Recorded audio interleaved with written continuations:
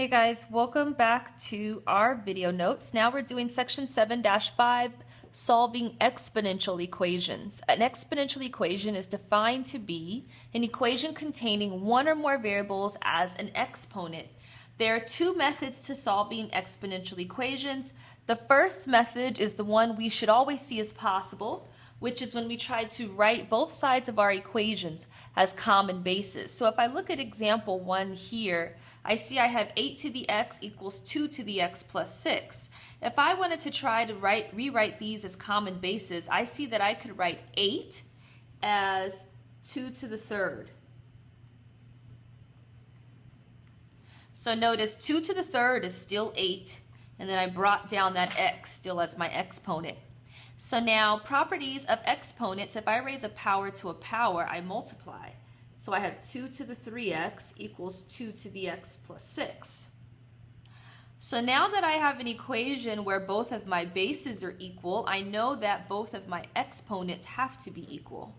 So now I have an equation, 3x equals 6 plus x, or x plus 6. So now in order to solve this equation, I will subtract x to this side. 2x equals 6, divide by 2, x equals 3. So it's a more mental math way to solve when we can write them as common bases. So let's look at example 2 the same way. 9 to the 8 minus x equals 27 to the x minus 3.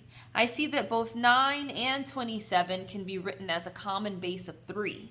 9 is 3 squared to the 8 minus x. 27 is 3 cubed to the x minus 3. Now, properties of exponents, when I raise a power to a power, I'm going to multiply, but I have to make sure I distribute to both of these here.